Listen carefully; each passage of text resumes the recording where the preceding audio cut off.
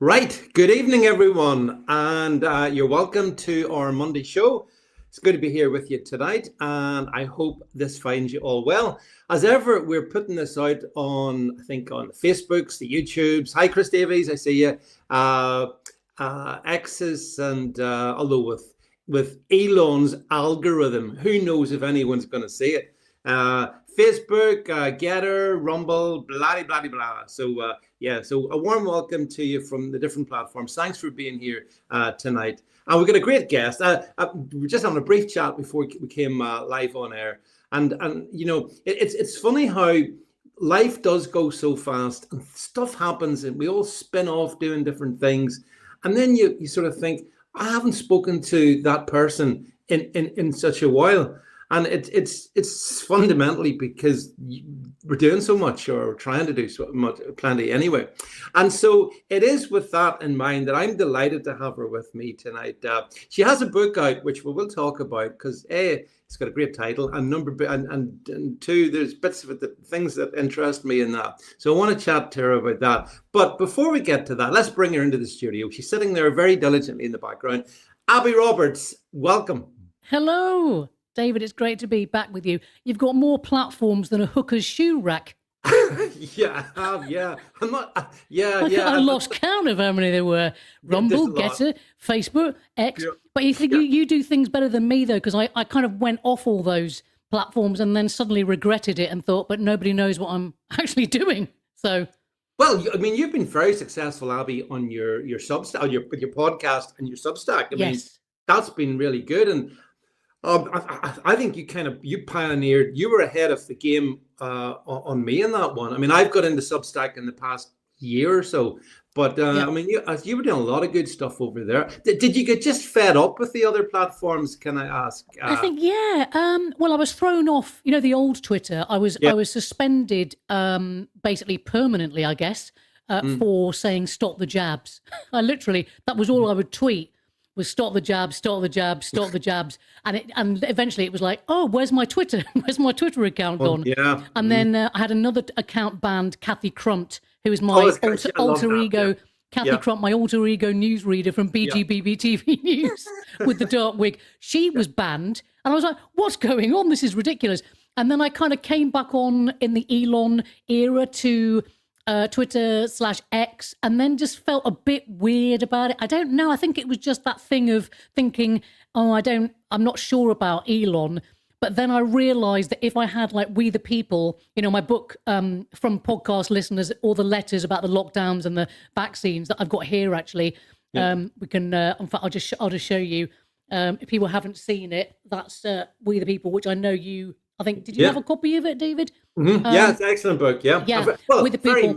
Very moving. Yes. Letters sent to me by podcast listeners. So that was, and then I suddenly realized, oh my God, people aren't going to know about We the People unless I compromise by going back on X. So I had a bit of a strop. Not like me, bit of a diva strop, and went, I don't need Elon, I don't need you at all. And then thought, actually, shit, I think I might do for this. And then so reluctant, but Substack's been great. I was on there, started there sort of April 2022 on Substack, and then wrote articles, and then started the podcast Abi Daily.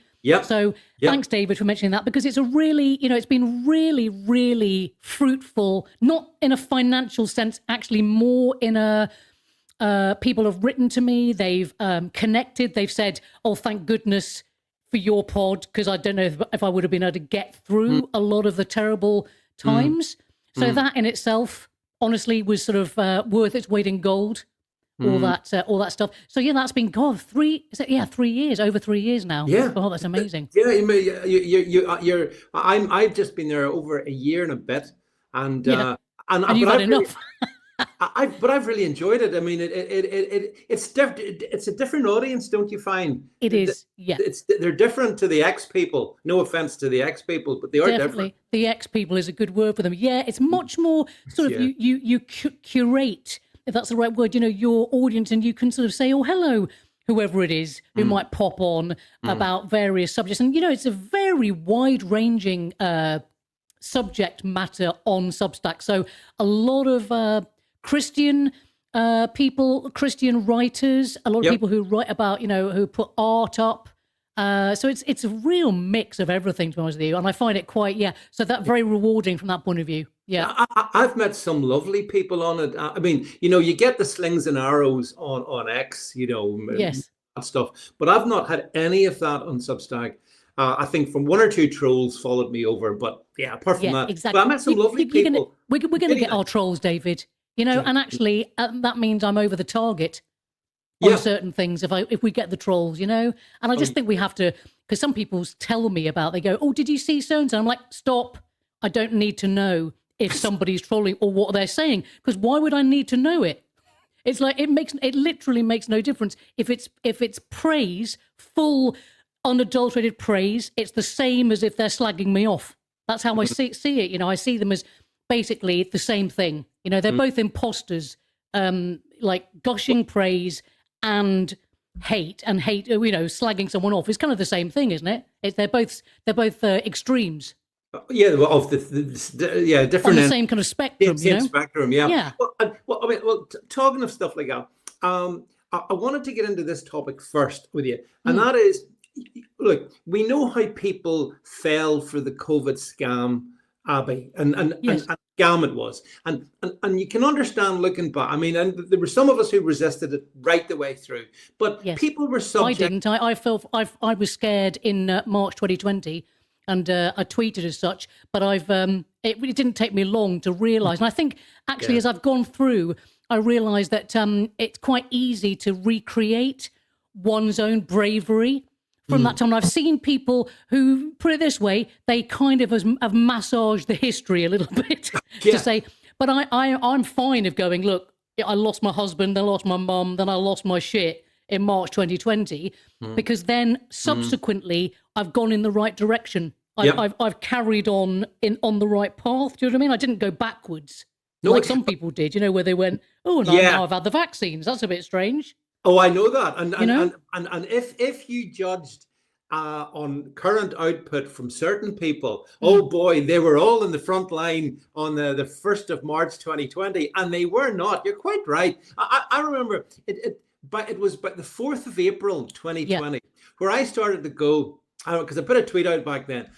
I'm not happy about this lockdown, but I still thought everything COVID-y was probably what it is. I'm not a doctor. I don't know. Yes, exactly. You sort of go, oh, all right. Yeah, all right, yeah. And then just like yourself, Abi, you go through a journey where, like put it like this, 5 years on, I don't believe there's such a thing as viruses. I don't believe in vaccine. Completely 100%. Completely the other way. Are you in that same sort of position?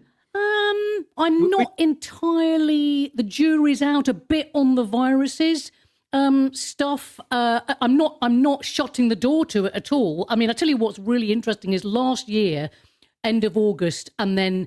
So I was quite ill with a chest infection end of August and then November time. Yep. Like the classic kind of like, oh my God, I can't get out of bed. And I'm like, whatever, something on my lungs. And then this year, touch wood, nothing at all. It's as if like, what's happened, like a Teflon. And I don't know what that's about. I don't know whether it's because I had stuff to get out of my system. Well, So I'm totally open to that.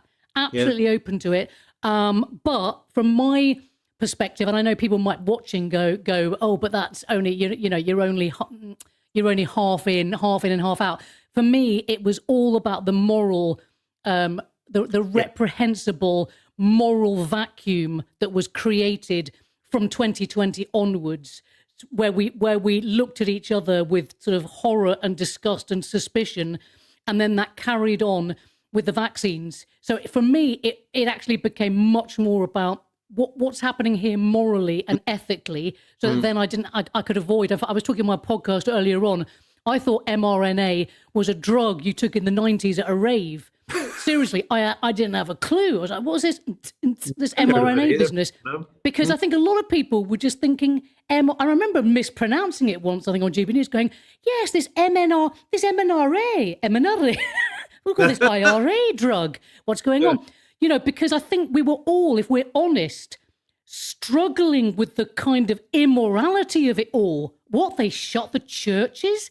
They actually, Christ they implied that Christ would be turning away from people that wanted help rather than going towards him. So that became for me my rallying, my warrior cry was the moral implications of it, not so much the scientific ones, because if you think about it, we could be arguing germ versus terrain probably for another 100 years, and then we'd still be going.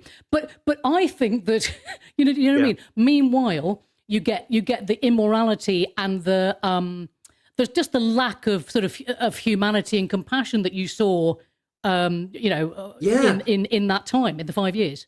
Well, that said, Abi, I have to be honest and say, it sounds naive, but I never thought there was that much lack of morality, immorality, wickedness that Yes. we saw starting in 2020, 21, 22. I was naive to that. And I've lived a life as well. I've seen lots of, where I live, I've seen a lot of stuff. But I didn't ever think that, the establishment was so bad.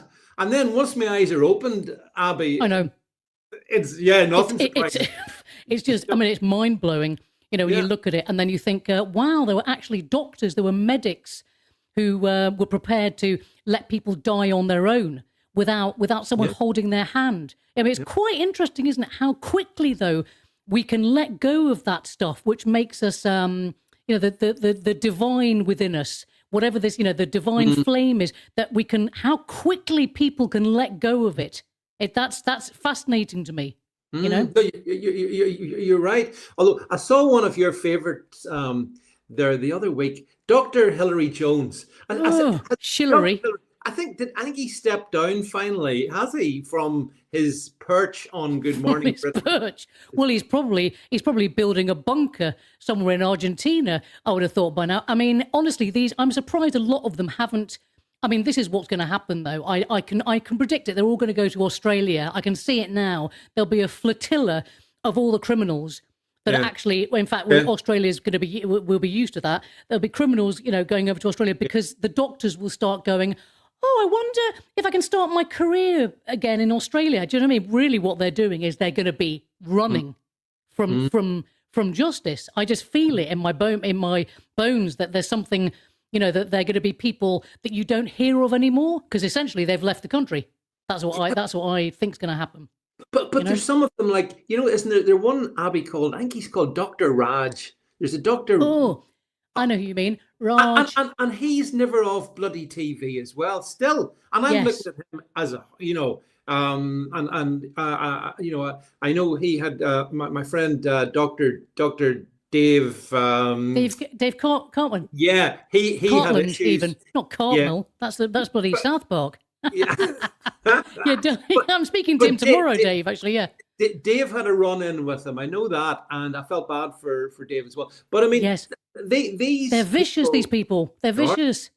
They are. They've got literally. They bear in mind these are people who had no compunction, no problem with saying, you must get these injections. We don't know what they'll do to you, but you've got to get them anyway. Yes, we're talking about that kind of mentality.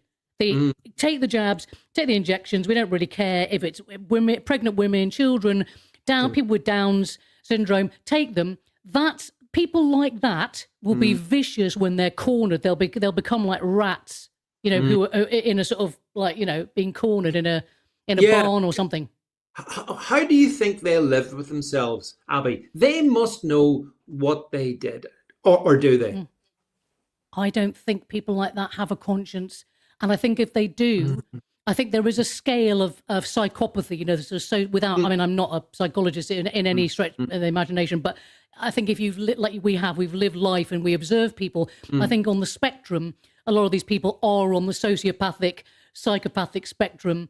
And unfortunately, their conscience is very limited. There's a sort of like, oh, but I was just doing my job and blah blah. What have you? So they won't even have any inner.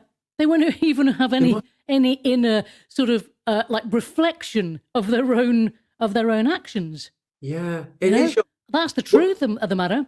One of your best achievements was your famous wall that you put up, Abi. Am I allowed to swear on this? You're allowed to swear on this. Great Wall of Cunts. Yeah. And And I thought I feel weird saying that word with you, David. You look so softly spoken, David Vance. I know, but it is. Yeah. But what you, I thought it was so important what you did. Actually, I think Yes. it was funny, obviously as well. But it was so spot on. There they all were, and you nailed them, Abi. You nailed them. Yes, the Great Wall of Cunts, for people that don't know, happened in 2020. I think early 22. I think it was, or maybe a bit later than that.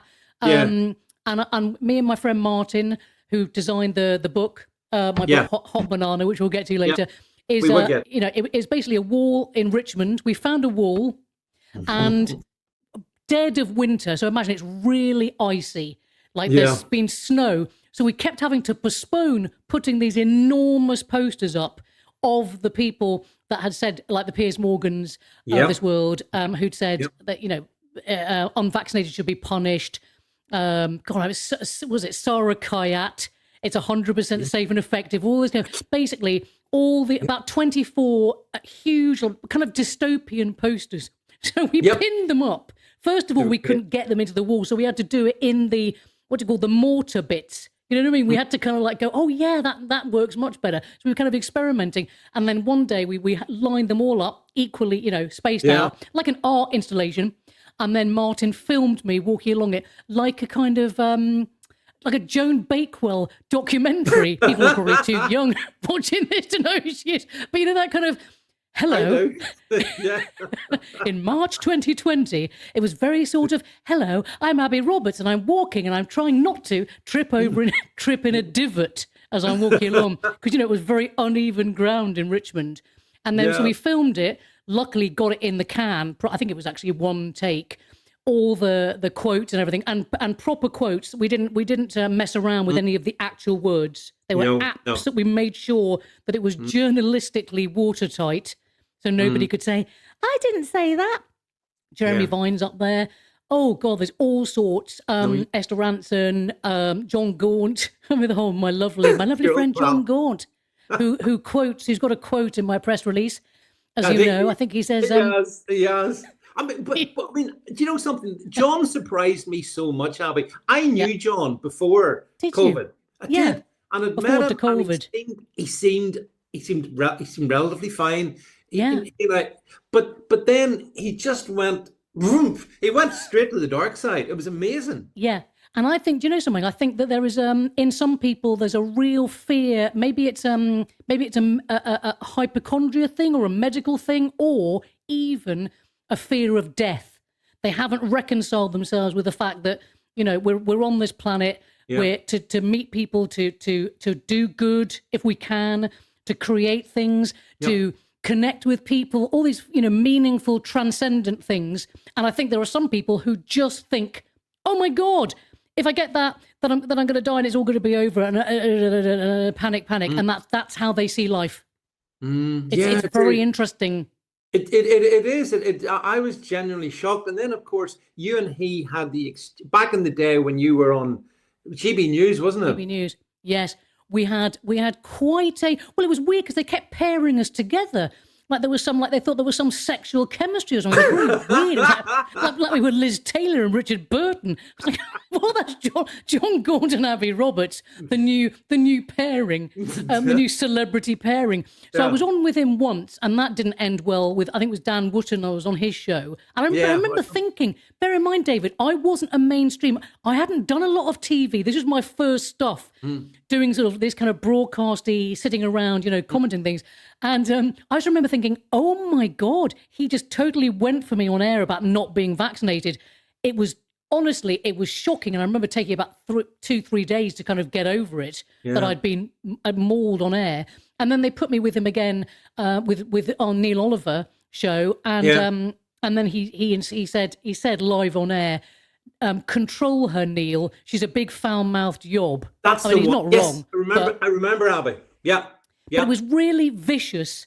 And bear in mind, he was advocating, he was actually saying that he thought that care home staff, NHS staff rather, should definitely have vaccines. So it should be mandated for them, mandatory. And he was saying that he thought children should have the vaccine. And I just internally, I just thought, I can't believe I'm sitting next to this evil. I can't.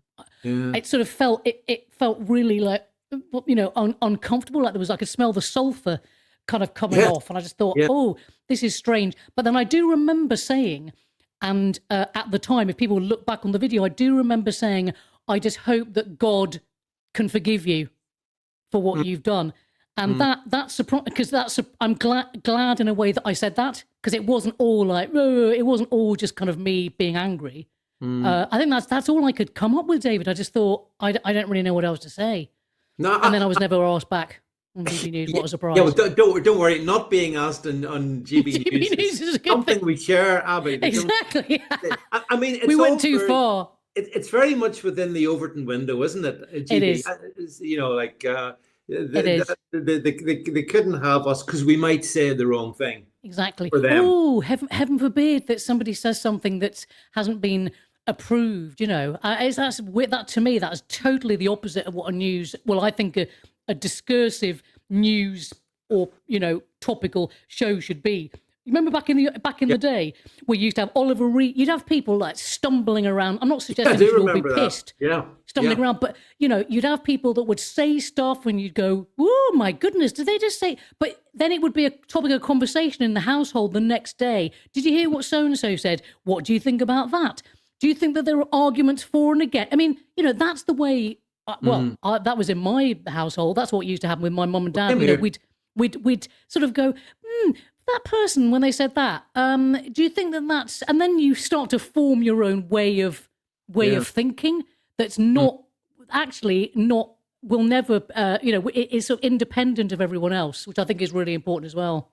Do you think that the sort of the digital age, social media age, do you think that's completely broken that up, Abi? I mean, do we all live in our own little silos now where, like, I'm pretty conscious, my kids, who are in their 30s, they don't watch like anything that I watch, and they definitely don't watch me, but they live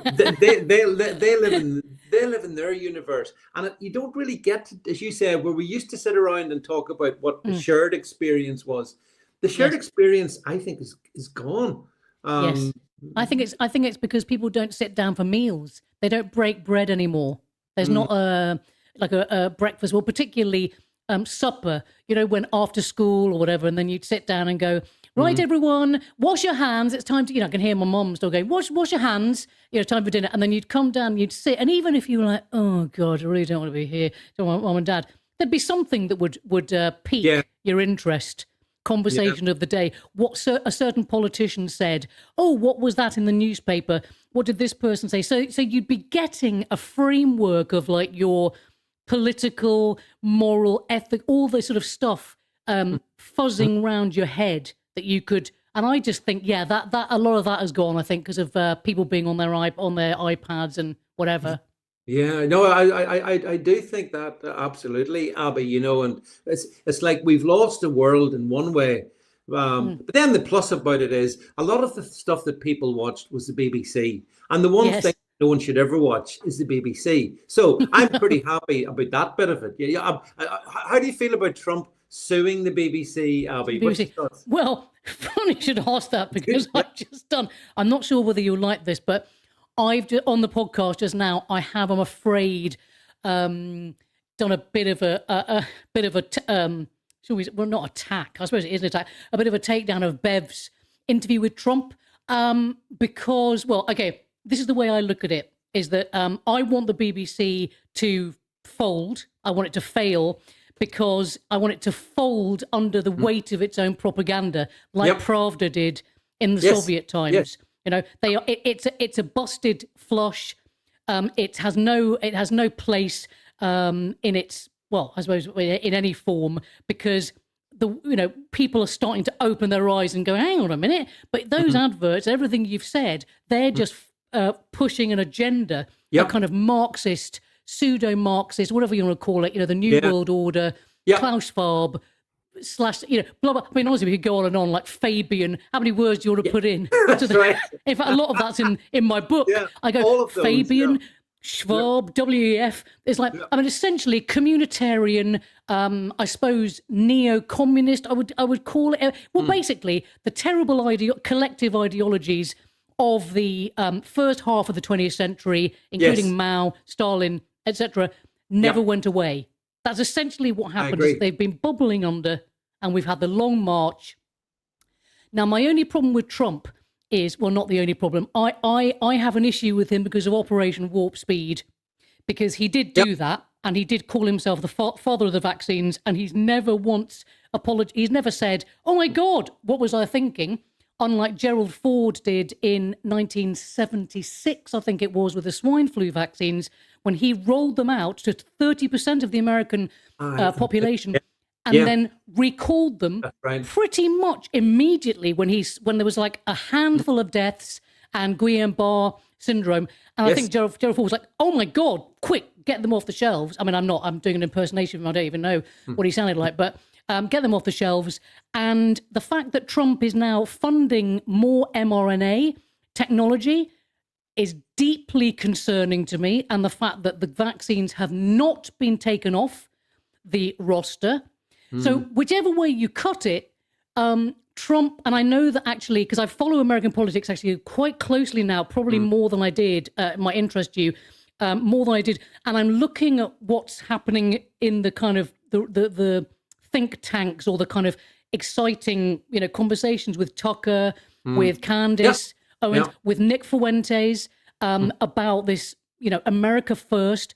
I think it's really important that the American people, they're not sold a pop. I don't think the 50-year mortgages that Trump's announced, to me, that smacks of indentured servitude. Absolutely. Isn't it what a socialist... I mean, could Trump be a big state guy? Oh my goodness, shock horror.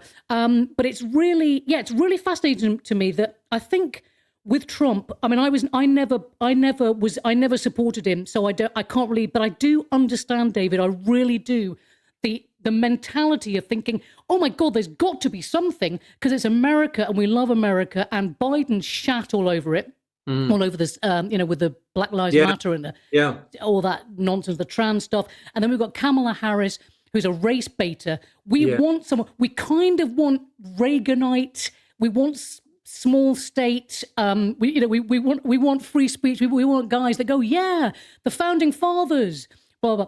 And unfortunately, what we got, and I think it's because people really wanted Trump to be this guy, and he's not. We've got the big state, the guy, I'm afraid, who said he wasn't going to take us into any wars, and has done so, and is still skirting round Venezuela, and it's like making me nervous. I'm thinking, oh my God, what are you doing? You said you were not going to take America into any conflicts, but the vaccines is my bottom line. That to me is my red line. If you don't realize what you've done to the American people, then I will never trust you. I will never ever. Is there any praise you? I don't trust any politician. No, exactly. None. Precisely. We should do that as a caveat and say, oh, and by the way, I think the same about Keir Starmer as well. But it's almost like, because they're to me, they're part of the same nest of vipers. Starmer, Trump, Macron, all these guys are kind of swimming in the same dirty waters that have been the swimming pool that has been filled by Schwab, by Xi Jinping, by that kind of stakeholder capitalist, let's control the world by doing this. And look at all these little tiny ants that are running around with their digital IDs. I don't even think, I mean, Trump, if he's I'm not even sure he'd be aware of what the Schwab, what Fabianism is. I'm not even sure he'd kind of know what. I'm not saying you have to know political, but I think it does help if you're kind of aware of political ideologies. But you see, you're too deep a thinker. I want the next president of the US to be J.D. Vance, because I like the sound of President Vance. And I'll be very happy. Softly spoken, J.D. Vance. Softly spoken. Then you can suggest it to him. Do you realize his ancestors come from my neck of the woods? So I'm basically got a big claim on the White House. Oh, really? 2028. Yeah, he's yes. literally. God, that'll be good. And What are your thoughts about Vance? By the way, I don't know this for sure at all. This is just from seeing people's opinions floating around. What are your thoughts on Vance and Palantir and Peter Thiel and the fact that Vance he might want to get into all that digital ID stuff? What are your thoughts? No? Yeah, well, it goes back to what we just said. I don't trust. You can't trust anyone. I don't trust any of them. Absolutely. No. I can accept that some of them done. President Trump as well has done some things are good, and I'll acknowledge that. But there's other things give me the heebie-jeebies as well. Yes. You know, as you said, I mean, the father of the vaccine is obviously one. But it makes me feel a bit. Getting involved in foreign wars, and you mentioned the whole Nick Tuckers and all that stuff. Yes. I'm not comfortable with that at all. Like no. I'm I'm not comfortable with the whole Ukraine-Russia story the way it's been set up. I don't. You know, there's not a side I particularly want to take, but actually Putin has been, I think, if anything, massively restrained. What do you reckon to that? I think he could probably have obliterated most of on day one. Yeah, I mean, we know, Putin doesn't suffer fools gladly, and he's in fact, I was because I'm a Russian speaker myself. Yes, I know. Yeah. And of course, immediately I was called a Russian spy. It's like just because you speak a language doesn't necessarily mean that you're work for MI6. But or do I? Let's leave that for you to work out. I think that's highly. I don't think a spy for MI6 would say that in an interview. But then again, they might. They might. Oh, I'm just keeping you guessing. I think he's. I think it's very. Yeah, it's interesting. The whole. When the thing happened, even though it started in 2014. Yes, of course, and with the treatment of Russian speakers in the Donbass, all the stuff that we know, and then apparently it only started in 2020. Was it 2022 or whatever? 23, 22? The apparent invasion, whatever it was, allegedly. That it's weird because then I think people used it to sort of support Zelensky and then to support Europe, the European project, which of course is. And they promised not to get close to the Russian border, and then they reneged on that promise. Yes. So they promised not to go eastward, and then they've been pushing further to. So they went back on their promise. So wouldn't you be nervous if you were a leader of a country if you're thinking, what are you doing? No, I absolutely think so, Abi. On the border. I'm also conscious that the British media and the globalist media in general have set this up as Zelensky's a good guy and Putin. Yeah, definitely. Of course. And it's just so ridiculous when you see Zelensky with this little midget in his costume. He's a dwarf. Yeah, and he's just always in his fatigues, isn't he? Always in his army fatigues, as if you've got no other clothes. Is that it? It's just like one uniform. Yeah, can you imagine what his wardrobe must like? It's the same outfit every day. Just like a sort of psychopath with like matching, identical, and the same distance between the hangers. That's how I imagine it, like along the row. But he's it's all cosplay to me. It's all like, it is cosplay, I'm Zelensky and I'm fighting for my country. And even though I've been a stripper and a comedian in a previous life, I just happen to have landed in this. In this thing. Yeah. And I do think as well, I think the wars, I think there's a lot of stuff that's been sort of, there's a lot of stuff that's been created to sort of, to divide people and make them sort of, I mean, Israel, Gaza as well. I mean, it's funny because I've got more, I suppose, if I'm really honest, I've got more annoyed about the Israel lobby because, not for the Jewish question, because I mean, even though I'm saying it, I'm thinking, oh my God, are there people going to be watching? I mean, that for a start should be a bit of a red alarm bell that you feel nervous about criticizing Israel, which I know. And look at the deep water Tucker's got into, being deplatformed for saying that another country that isn't registered as a foreign lobby should not have as much influence over a country. That's really strange. That's odd, I think. So I think there's lots of, and Candice and, Nick, whatever. It's I think free speech to me, if there's anything which you think, oh, maybe I should just whisper that and just kind of like hurry over it in case, I think then you do have to wonder why that is. Well, you see that's it. Our side can't talk about free speech this and free speech that, and then when somebody comes along and says stuff that maybe some don't like, have a hissy head of it. I take a view. I do my best to sort of look. I'm happy to listen to different points of view. I'll have my own points of view. Yes. But you're not a bad person just because you think something totally different. And this is where the divide and conquer bit comes in. Yes. Those divide and conquer rules can be so powerful that the people who probably have 95% of things in common are suddenly split up. I mean, you've seen this over the last several years, Abi, within the movement. I mean, this is how it's worked out. Yes, indeed. And I think we need to maybe coalesce around first principles. Like, it's funny because America seems to be, in a weird way, I'm quite optimistic in some ways about the direction it's going in, because I think they are coalescing around first principles, founding father stuff. So free speech, Christ is king, America first, looking out for people being able to afford to live in big cities, again, and having some opportunities and fulfilling ambitions. I think that's a really good thing that they're coalescing around these things that I'm afraid Trump isn't coalescing around. The basics. Yeah, Margaret Thatcher, the first principles. When Charlie Kirk was assassinated, God, that was terrible, wasn't it? And he spoiled everything you've just said. Yes.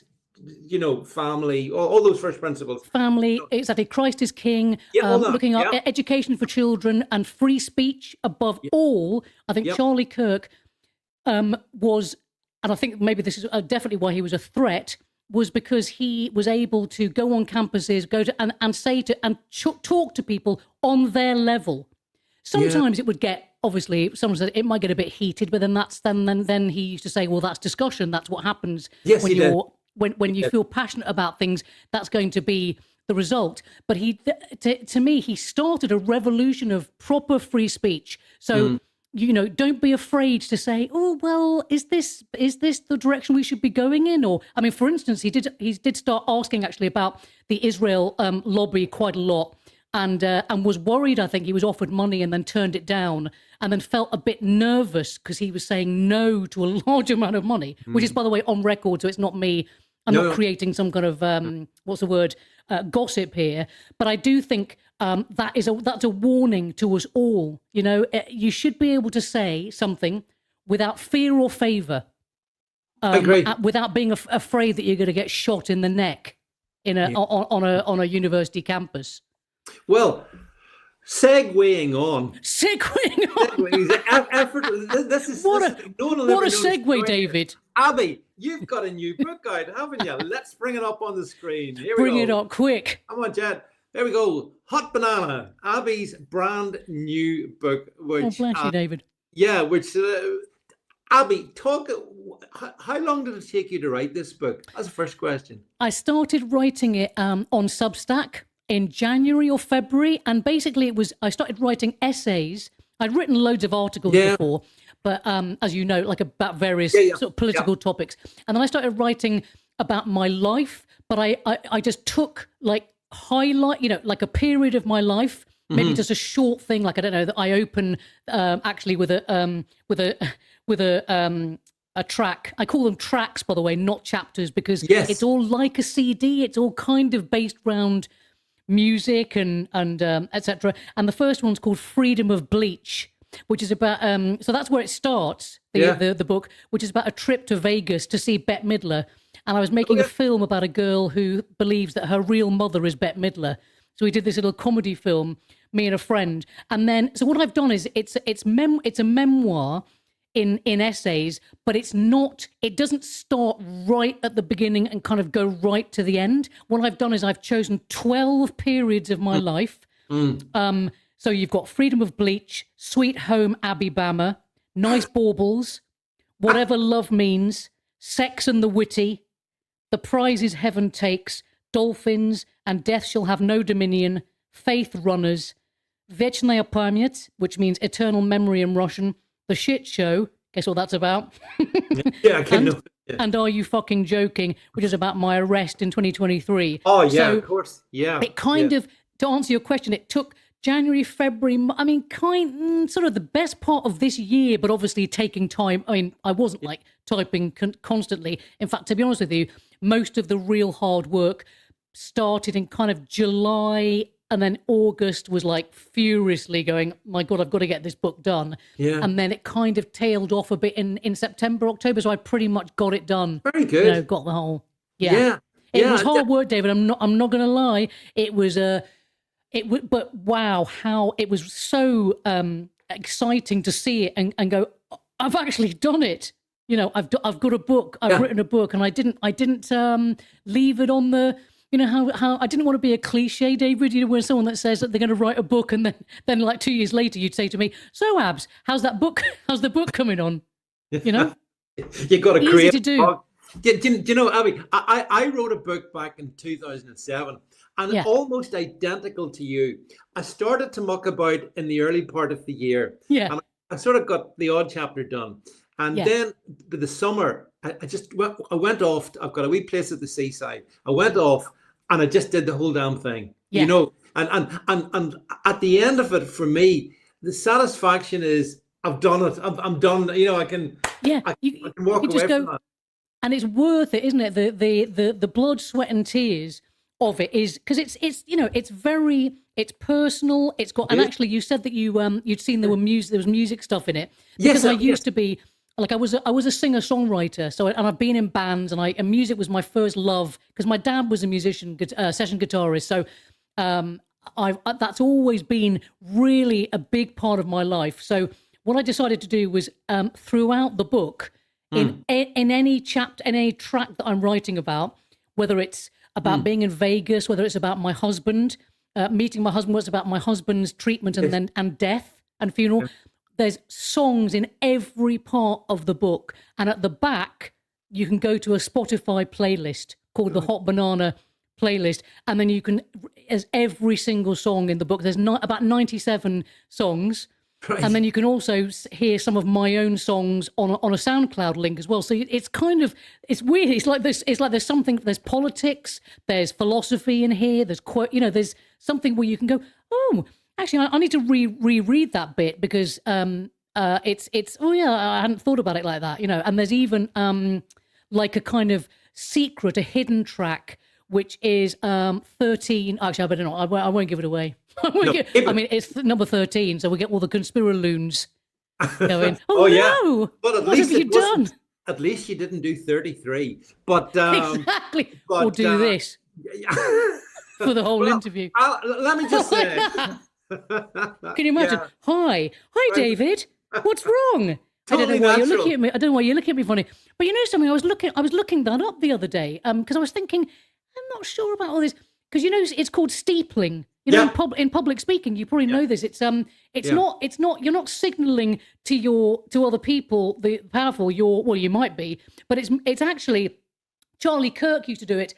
Because speakers are when to get confidence and to look. If you think about it, if you're like this and you got your fidgety hands, no one's going to take a blind bit of notice what you're saying. But if you go, I'd like to speak to you today about it. Actually, it's weird. It grounds your body. So I'm afraid, conspiraloons, you were wrong about that. It's called steepling. It is. Oh God, I'm going to be thrown out of every bloody group I've ever been in. I'm just like causing trouble, David.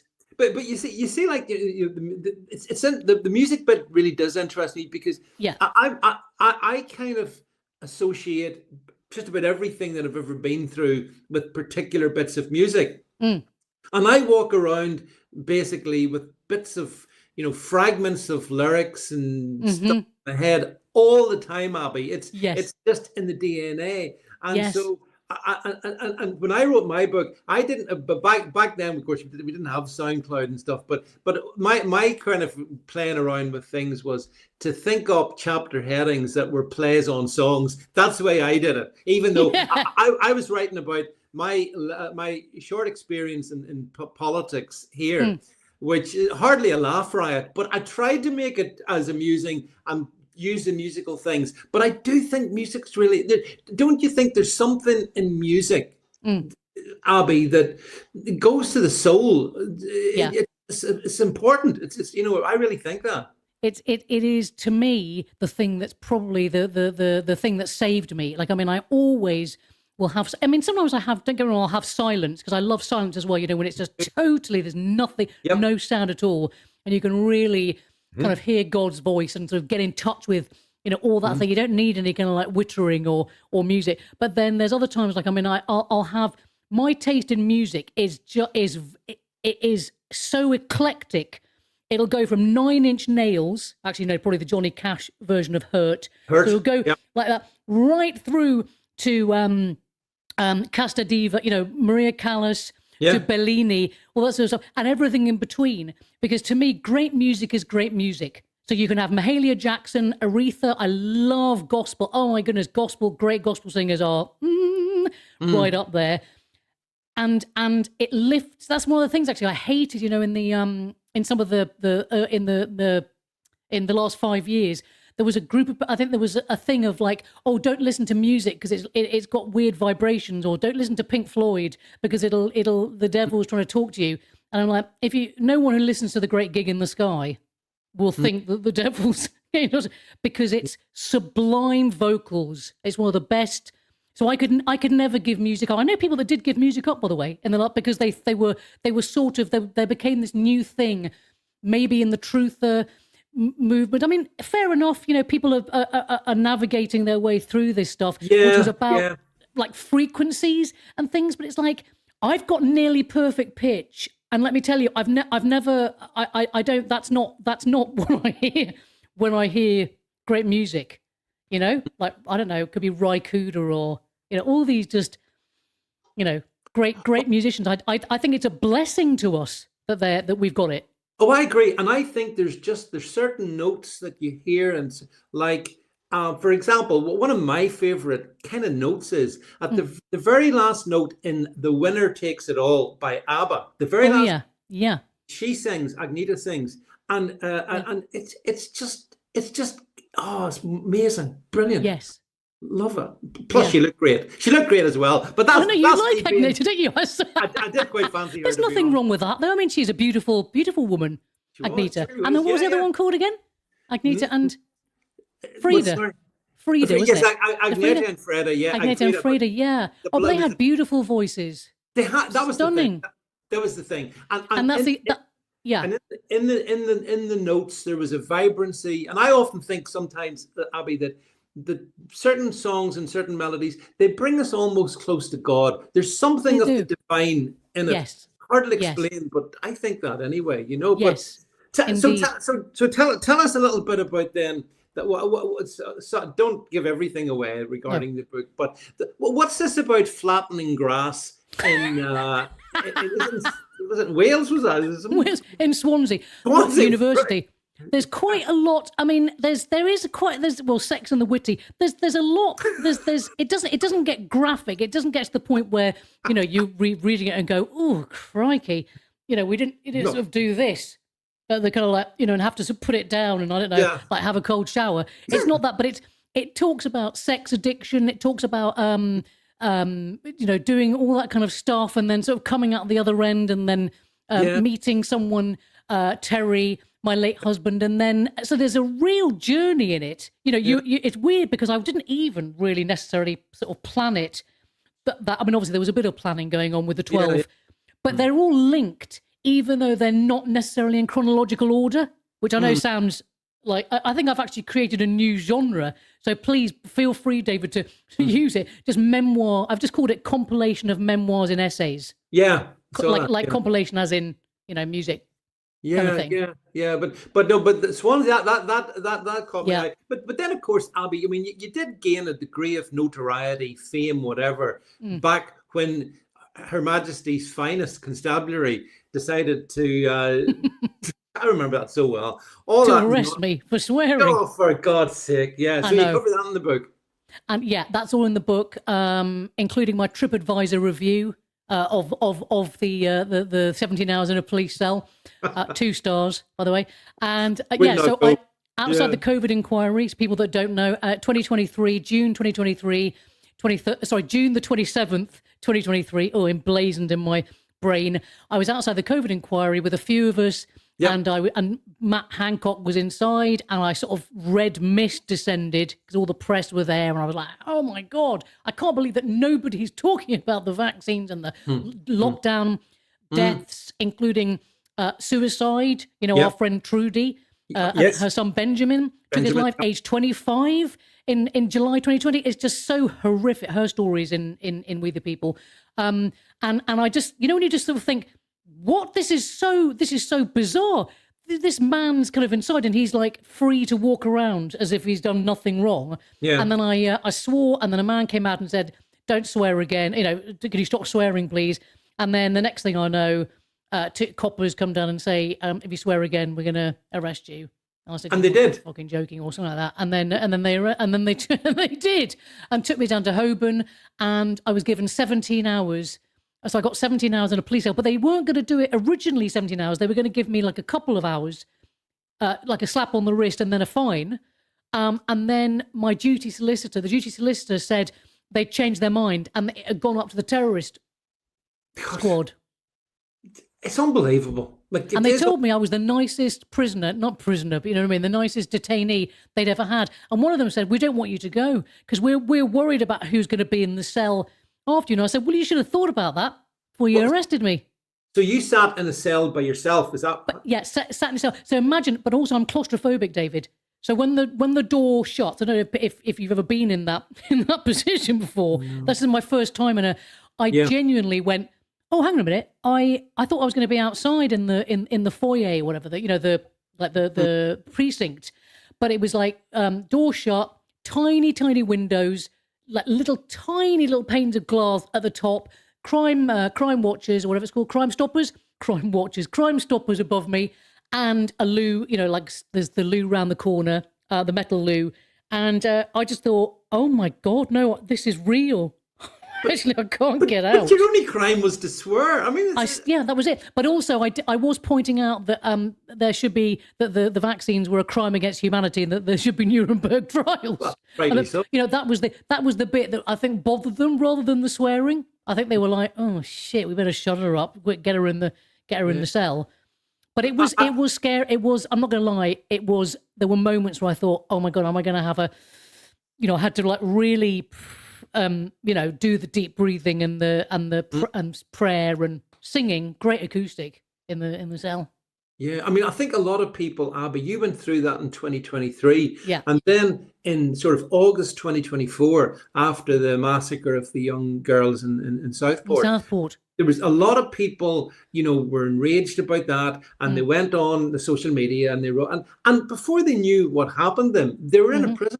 They were in prison cells as well. Yeah. And like Peter, they didn't all make it, you know. Yeah, so, like Peter Lynch. Peter Lynch who took his own life. I mean, so awful. I cannot tell you. I mean, I again, you know, rage that these people were just angry at the state of the country. I think it was like almost like the straw that broke the camel's back. Yeah, the 3 girls. Yep. It wasn't an isolated incident because, you know, we've had obviously other things which people are worried about, and they're working men of a certain age who are seeing the country that they love and that they know changing beyond recognition around them without their say so, without their vote, without without them wanting it.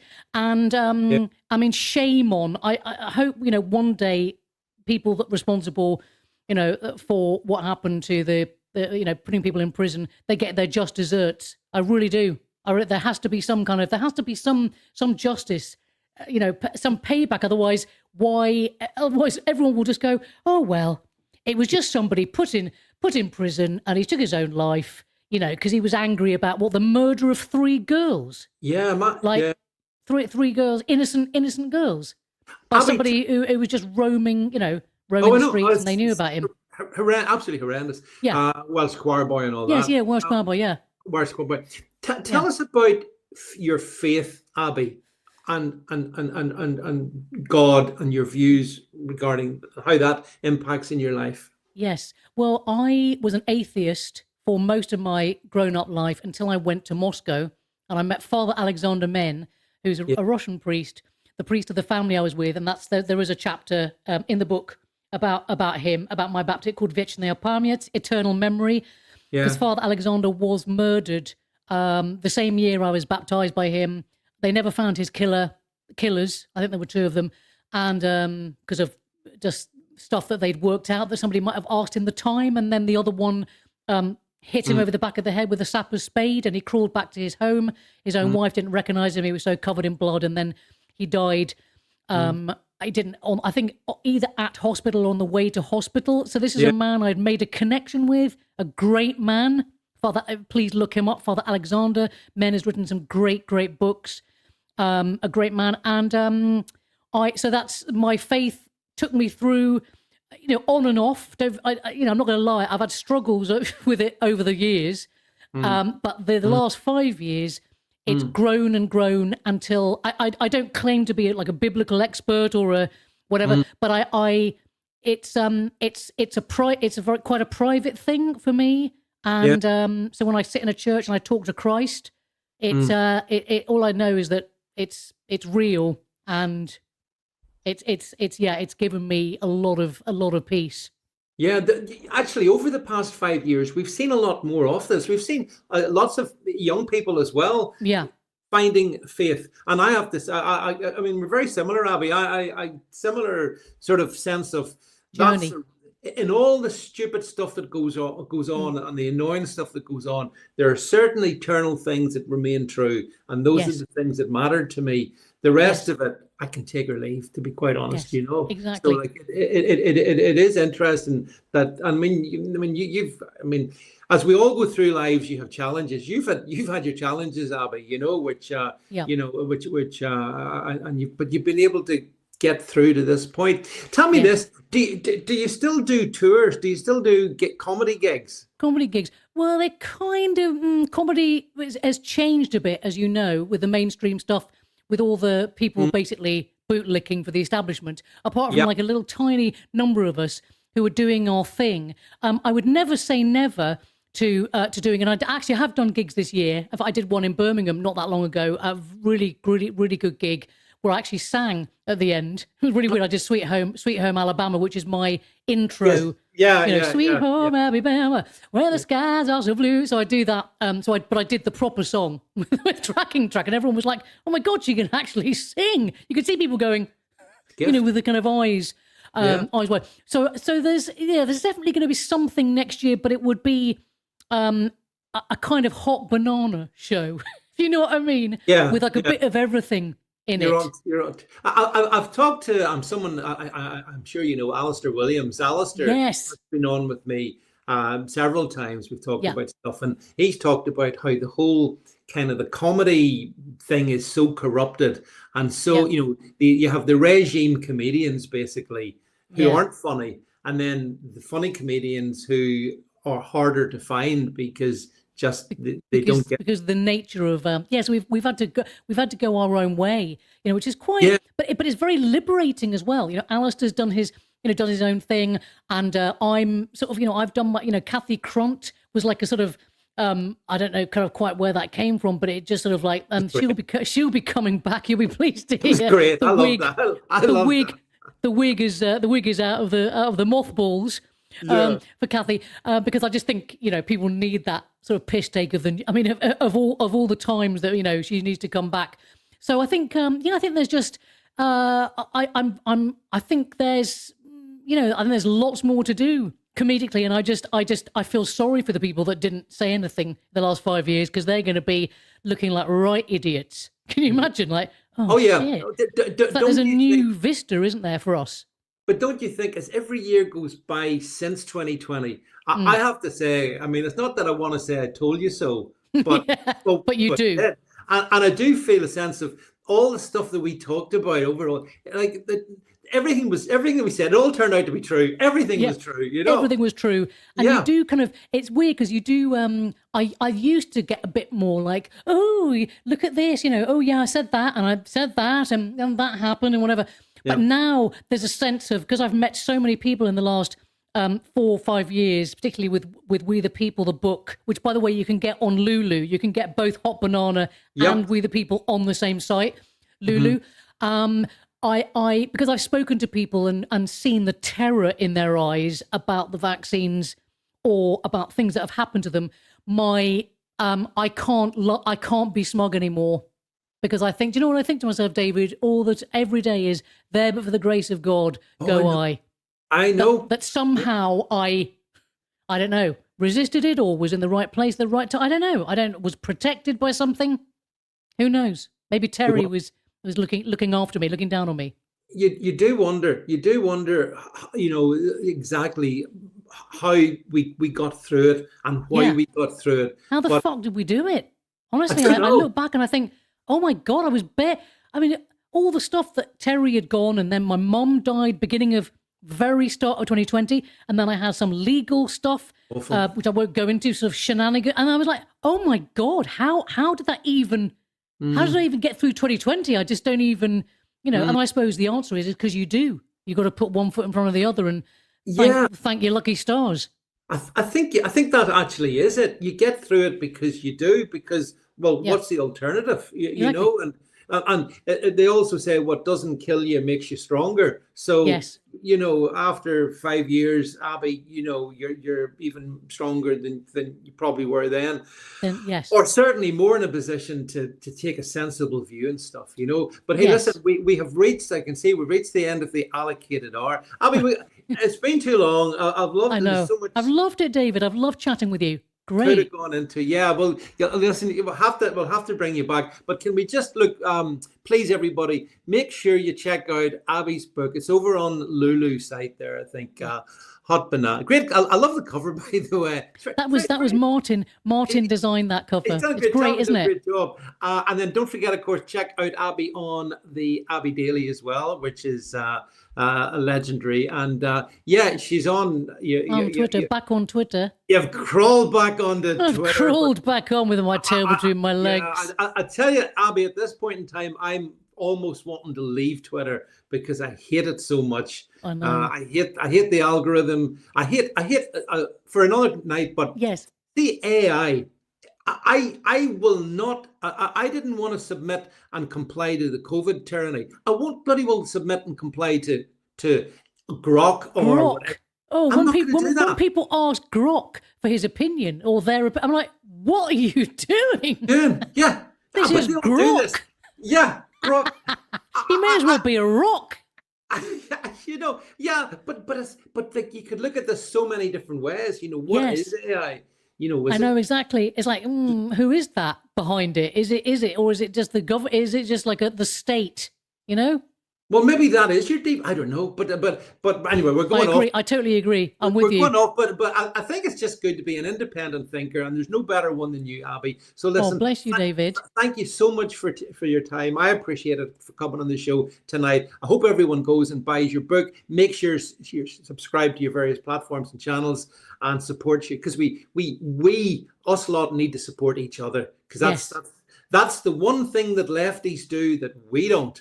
We don't give each other the love and support that we should. And so I hope everyone will do that, all of you listening to this. So, right, that's it from Abi and myself for tonight. I'll be back as usual tomorrow. But from the two of us for tonight, it's a very good night. Good night. And good night from me.